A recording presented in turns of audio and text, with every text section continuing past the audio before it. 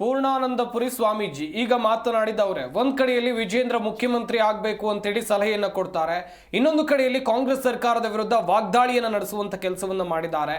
ಹಾಗೇನೆ ಶಿವರಾಜ್ ತಂಗಡಗಿಯವರು ರಾಜೀನಾಮೆಯನ್ನು ಕೊಡಬೇಕು ಅಂತೇಳಿ ಸ್ವಾಮೀಜಿ ಹೇಳಿಕೆಯನ್ನು ಕೊಟ್ಟಿದ್ದಾರೆ. ಸ್ವಾಮೀಜಿಗಳ ಬಾಯಲ್ಲಿ ಈಗ ರಾಜಕೀಯದ ಮಾತುಗಳು ಕೂಡ ಕಂಡು ಬರ್ತಾ ಇದೆ.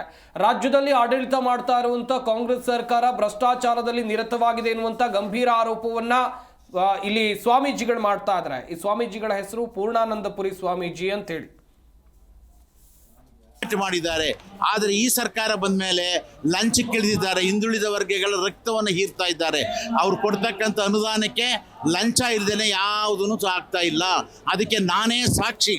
ಅದನ್ನ ಇಲ್ಲ ಅಂತ ಹೇಳಿದ್ರೆ ಅವನ ತಂಗಡಿಗೆ ಬರಲಿ, ಎದುರಿಗೆ ನಾನು ಎದುರಿಗೆ ತಂಗಡಿಗೆ ಕೂತ್ಕೋಬೇಕು. ಹಿಂದುಳಿದ ವರ್ಗಗಳನ್ನ ರಕ್ತವನ್ನು ಹೀರ್ತಾ ಇದ್ದಾನೆ. ಪ್ರತಿ ಒಂದು ಫೈಲ್ಗೂ ದುಡ್ಡು ಬೇಕು ಅವನಿಗೆ. ಅದಕ್ಕೆ ನಾನೇ ಸಾಕ್ಷಿ ಇದ್ದೇನೆ.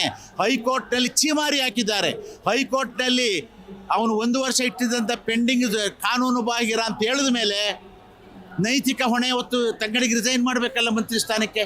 ಇನ್ನೂ ಮಂತ್ರಿ ಸ್ಥಾನದಲ್ಲಿ ಇದ್ದಾನೆಲ್ಲ, ಹೇಗಿದ್ದಾರೆ ಮಂತ್ರಿ ಸ್ಥಾನ ರಾಜೀನಾಮೆ? ಹೈಕೋರ್ಟ್ ಹೇಳಿದೆ ಪುಟ್ಟಸ್ವಾಮಿ ಅವ್ರಿಗೆ ಅನ್ಯಾಯ ಆಗಿರೋದು ನಿಜ. 1 ವರ್ಷದ ಪೆಂಡಿಂಗ್ ಯಾಕೆ ಇಟ್ಟಿದ್ರಿ?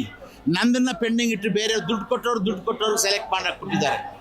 ಇಂಥ ಒಬ್ಬ ಮಂತ್ರಿ ಹಿಂದುಳಿದ ವರ್ಗಗಳು ಅಧ್ವಾನ ಒಳ್ಳೆಯದಾಗುತ್ತಾ? ಒಗ್ಗಟ್ಟು ಮಾಡಿದ್ದಾರೆ. ಆದರೆ ಈ ಸರ್ಕಾರ ಬಂದ ಮೇಲೆ ಲಂಚಕ್ಕೆ ಇಳಿದಿದ್ದಾರೆ. ಹಿಂದುಳಿದ ವರ್ಗಗಳ ರಕ್ತವನ್ನು ಹೀರ್ತಾ ಇದ್ದಾರೆ. ಅವ್ರು ಕೊಡ್ತಕ್ಕಂಥ ಅನುದಾನಕ್ಕೆ ಲಂಚ ಇಲ್ಲದೇನೆ ಯಾವುದೂ ಆಗ್ತಾ ಇಲ್ಲ. ಅದಕ್ಕೆ ನಾನೇ ಸಾಕ್ಷಿ.